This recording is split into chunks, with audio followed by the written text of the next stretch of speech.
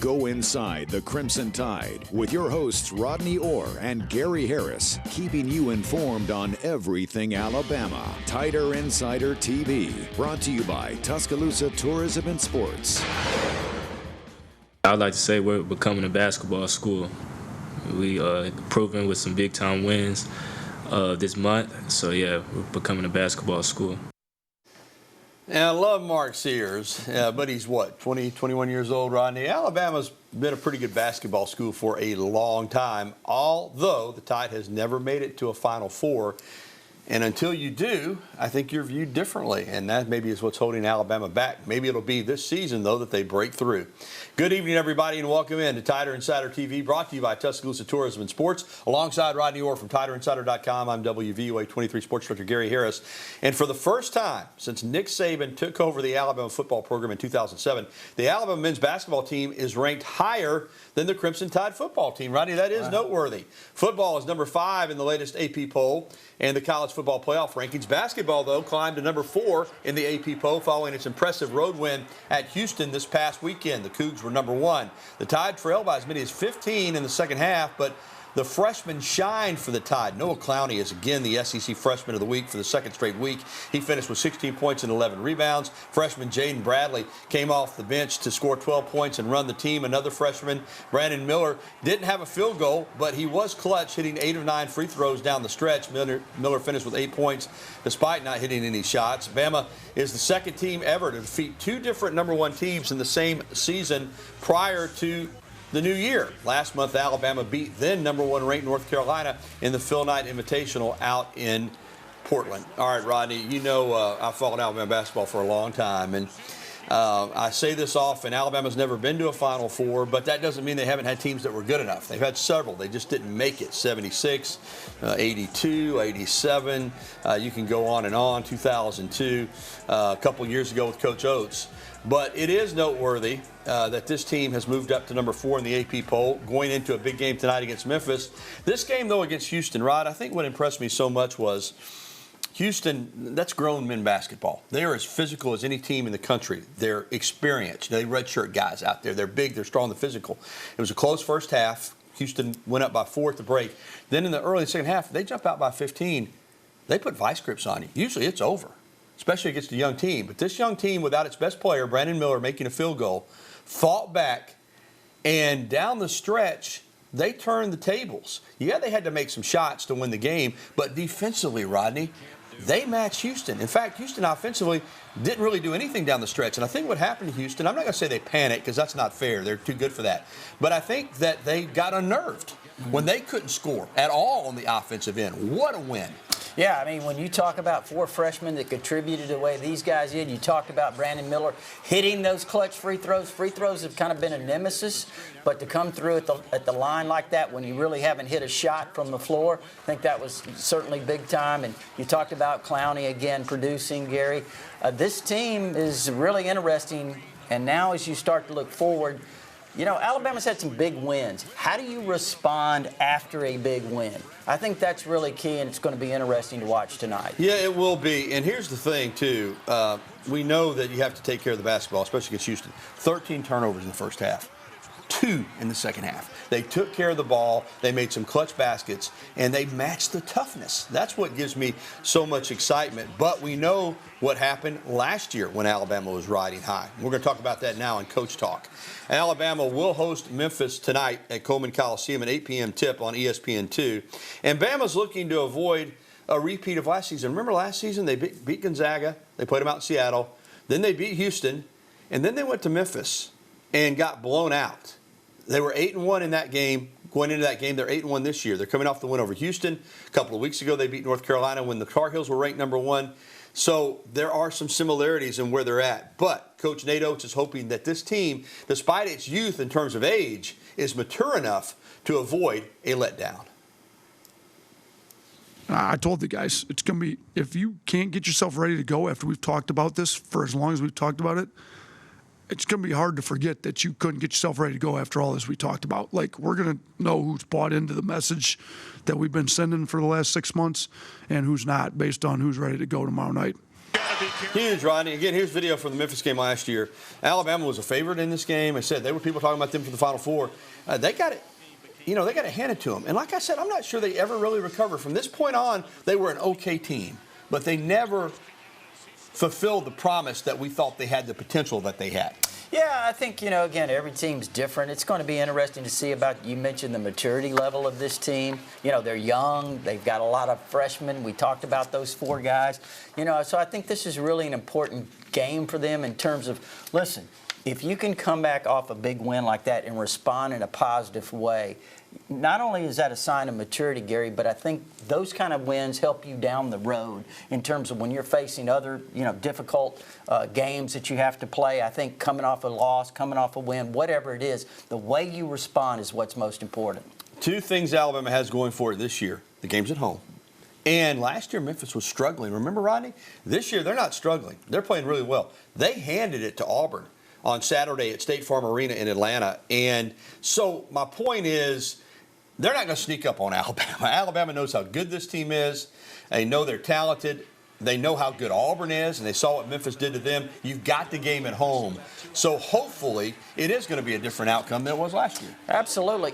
Gary, look, the challenges of playing these kinds of games, especially after coming off a big win, and you talked about the North Carolina win, these are things that really set you up for down the road. You're going to have a difficult SEC run as we move forward, and hopefully, when you get into March, you've played these kind of competitive games against these great teams. You're used to the challenges. I think that's what's a key about this schedule is building, that kind of confidence playing these early season games. Looking forward to tonight at 8. All right, let's move on to football. Alabama freshman wide receiver Aaron Anderson, who was one of the Tide's top recruits from a year ago and really flashed great potential this year after he got over injuries, entered the football transfer portal. And he, again, I think he had a bright future here, Rodney, but you know what? This is the wave of I would say the wave of the future, but it's not the future. It's now. I mean, kids don't have the patience. Were you surprised that Anderson went in the portal? Well, not really. I don't think anything surprises me in terms of the portal anymore. Again, I thought Aaron Anderson came here, a tremendous talent out of New Orleans. Guy's got a lot of ability. Unfortunately, he hurt his knee in the summer. Kept him out most of the year. When he got back into practice, Gary was just really kind of a little bit late in terms of, getting into the rotation. But I thought he could have been a fabulous player. Listen, just because he's in the portal, though, doesn't mean that he can't come out and come back. That certainly could happen. But, again, I think he's a really talented kid. Yeah, we saw it last year with Jalen Moody. Also, these announcements, Braylon Ingram is transferring to Syracuse, the Alabama defensive lineman, and then Christian Leary, another wide receiver, announcing today on social media that he's headed to Central Florida to play for Gus Malzahn. Of course, he's from Florida. Seems like a pretty good fit for him. I think it's a real good fit because when you look at Christian Leary coming out of high school, Gary, he was a guy that even Alabama, they moved him to running back. They used him at running back his first year out of necessity. But he's a guy that I think fits really well. Those speed sweeps, the thing that Gus Malzahn likes to do, he can use him in a lot of ways. All right, Alabama starts Sugar Bowl practice on Friday later on this week. All right, let's move on. The Mississippi State head coach Mike Leach passed away, just 61 years old, following complications from a heart condition. The announcement came this morning. He passed away last night. He had been in the hospital since Sunday. Nick Saban released a statement. It reads, Mike Leach was a friend, and we are deeply saddened by his unexpected passing. I thoroughly enjoyed getting to know Mike over the last several years. I never knew quite where our conversations were going, but they always made me smile. He was an offensive innovator who always did things his way and was admired for it. His teams were well coached and extremely challenging to defend. They played with poise and toughness, which is a credit to his leadership. Our thoughts and prayers are with his wife Sharon, their children, and the entire Mississippi State family. In 21 seasons as a head coach at Texas Tech, Washington State, and Mississippi State, Leach went 158 and 107. Let's talk about Mike Leach for a moment. Now, Alabama and Coach Saban had his number. In the 3 years they played Mississippi State, they dominated the Bulldogs, but he still was, as Coach Saban said, an offensive innovator. And the thing that was neat about him, he developed the air raid and he stuck with it. He never deviated from it. You knew what plays were coming. He ran the same plays basically from different formations, but he was committed to it and had some teams at schools that aren't football blue bloods. Texas Tech, Washington State, Mississippi State, but they competed everywhere that he was. I thought he was a great football coach, but here's the but, and it's a positive but. I don't think he wanted to be remembered as just a football coach, Rodney, and he won't be. He was known for his quirkiness, his intellect, how much he read. He wrote books. He loved pirates. He loved going down to Key West. I mean, he was an interesting person as well as a football coach, he's going to be missed. Yeah, I think interesting is the word, Gary. I think you hit that on the head. And, you know, what he did, and again, I look at him at Texas Tech. I remember when he took over that program. I mean, look, they were one of the top programs in the country there. They were a top 4, top 5 team. You remember when Alabama played them after the 2005 season, beat them 13-10. Joe Kine's defense did a really good job in that game. But, yeah, I mean, you talk about an innovator. They put up a lot of points, had a lot of talented players, won a lot of big games out there. Yeah, he's going to be missed. His legacy, though, as I said, is that he was a lot more than just a football coach. Well, still to come on Tider Insider Television, plenty of recruiting news. A 4-star recruit and Tide target sets his commitment date. We'll have that for you. And the Crimson Tide, man, they reeled in a monster commitment on Monday. One of the best players in the country is going to roll with the Tide. We'll have that for you. Plus, we'll be getting your phone calls, emails, and tweets in just a little bit. As always, the phone number on your screen, 205-348-WVUA. That's 348-9882. There's the email address. You can also reach out to us on Twitter using the hashtag TITV. Go ahead and get in touch with us, Tider Insider Nation. We'll be back with the only show that takes you inside the Crimson Tide. Tider Insider TV returns after this.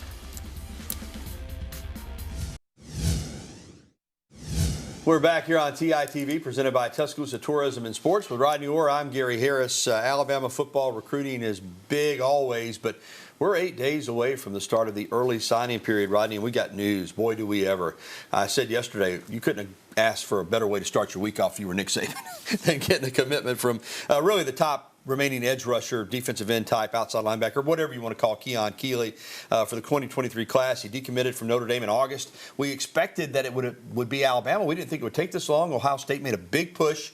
He's out of Berkeley Prep down there in Tampa, 6'5", 240, Rodney. This year he had 40 tackles, 23.5 tackles for loss, 17 sacks, 10 quarterback hurries, 5 forced fumbles, and 2 fumble recoveries.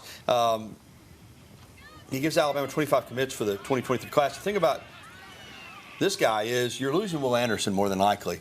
I'm not saying that he'll start as a freshman, but I think he has that potential just to step in right away and take over that spot that's going to be vacated by number 31. Yeah, look how long he is. I mean, he's tall. Yeah, he really is.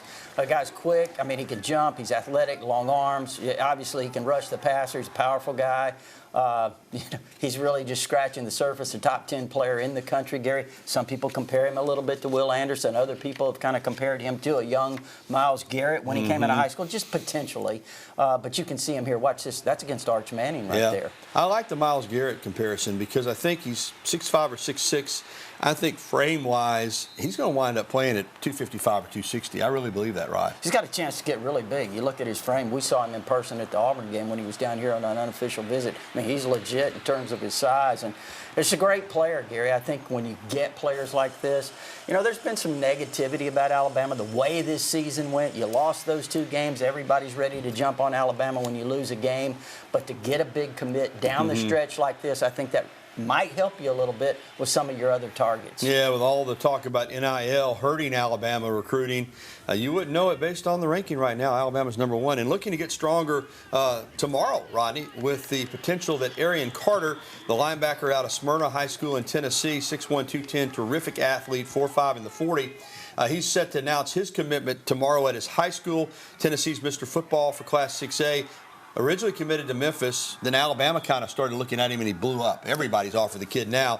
Rod, what do you think are Alabama's chances of landing him tomorrow? You know, listen, I thought until yesterday that Alabama was a leader. I'd been thinking this for 2 months or more, you know, since he really burst on the scene about mid-fall. But you know what, Gary? I think Tennessee really made up some ground after his official visit to Alabama this past weekend. Tennessee went in, did an in-home visit, and it looks like maybe Tennessee's trending right now. All right. Well, we'll find out tomorrow. Real quick word before we get to the break on James Smith and Q Arusaw out of Carver, Montgomery. They visited over the weekend here on an official. This is a situation where you got 2 guys on the same high school team. They're going to play college football together. Going to go down to the wire with them. But where does Alabama stand? First of all, I think it's really big because James Smith's a defensive lineman. Alabama needs defensive linemen. Obviously, Quay Rusaw is an outstanding linebacker. I think Alabama right now is in good position. But, Gary, you know, I'll say it again. It's unpredictable. When you're recruiting these high-profile guys, you got Georgia in there, you got Auburn in there, you know, you got Florida also. I think sometimes it can be unpredictable. All right. We're looking forward to National Signing Day coming up next week. All right. Still to come on TITV, we'll be getting to Alabama in its first Lott Trophy winner since Mike Shula was the head coach at Alabama. We'll tell you more about who it is. You can probably figure it out. And up next, we'll be welcoming your phone calls, emails, and tweets. And we have phone lines open. Stu tells me they're wide open right now. That's unusual. 205-348-9882. So if you've been wanting to get through, now's your opportunity. Give us a call. We'll be right back with phone calls and emails next, right here on Tider Insider TV.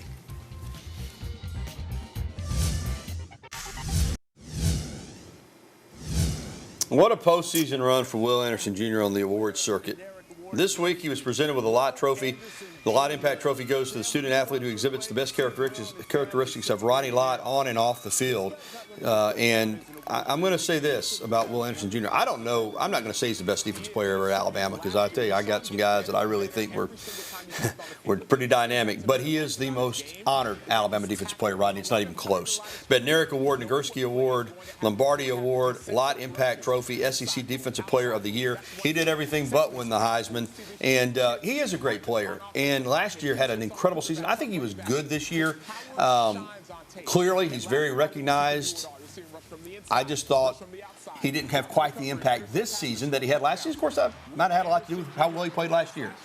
You know what? Listen, I think you're right. I would agree with that, Gary. I would also say this. How interesting would it have been if he'd have had that same kind of season this year? I think he might have won the Heisman. Yeah, he could have. I think this was the season that someone besides a quarterback, an offensive player, could have won the Heisman. Yeah, if he'd had the year he had last year, and they had been, so let's say Alabama had been 11-1 or 12-0 and in the playoff, yeah, could have been Big Ten. But what a great football player. Now he, we think, will go into the NFL draft and be a very, very high pick, but we'll see what happens there. All right, let's get to the phone lines. And first up tonight is our pal CB right here in Tuscaloosa. Hey, CB, how are you? Fine, man. I want to miss y'all. Merry Christmas, a Happy New Year. Thanks. TV station, the viewers, the whole 9 yards, you know. But what about the players in the bowl game? They going to play other quarterbacks, or who you think? Do you know who's going to play? All right, CB, we don't, and practice starts on Friday. I'm sure by then we'll have an idea. Rodney, I'll let you take that. I mean, what's your expectation? Probably we'll start with Bryce and Will. Do you think they'll play in the game? Just, how do you predict it? I don't know. I think if you look at the track record, the way these types of guys, in terms of probably top 5, top 10 picks, they usually opt out. But Nick Saban has a great track record of getting guys to play in these games. You remember a few years ago we talked about this. Henry Ruggs played. Jerry Jeudy played in the game. Yeah. Najee Harris, who was thought to be going to the NFL, he eventually decided to stay, but he played in the game. So I think, listen, I really don't know, but we'll probably have a much better idea when practice starts on Friday. All right, thank you, CB. Let's get to Mark, and he's here in Tuscaloosa as well. Good evening, Mark. Hey, how you doing? Doing well. Good, all right. Well, I don't understand how TCU was number 3, and they lost the conference championship and still remained at number 3. I don't understand that. And Alabama would be favored over TCU, Michigan, and Ohio State. And I just don't understand that. All right, Mark. Well, we'll try to bring it into clearer view for you. I'm with you. We've never seen a team. We've seen teams lose in their conference championship games. Georgia last year, for instance, and stay in the playoff. We've never seen one lose and not drop. But I think this is the bottom line. And again, Alabama could have beaten LSU. They'd be in probably. Could have beaten Tennessee. They'd probably be in. They didn't. So they had opportunities. Having said that, I think this committee was just bound and determined not to put Alabama in. And I wanted to put Ohio State in that 4 slot. They didn't want to move TCU down so that Michigan would have to play Ohio State again. I don't care what anybody says. I think all that comes into play. And I think that, in my opinion, Alabama is one of the 4 best teams, but they're not in the playoff. And they wanted to leave TCU right where they were at because I think it made it easier to set the playoff up the way they wanted to set it up. Yeah, I mean, again, I agree with everything Mark said in terms of, those things are facts, they're true, and listen, Alabama would be favored over TCU, but at the same time, you lost 2 games. I mean, you put yourself in a position where the committee made the decision for you. Mm-hmm. I mean, you win one of those games, you're probably in. All right, more phone calls are coming up right here on this edition of TITV. There's the number 205-348-9882. We'll be back after this.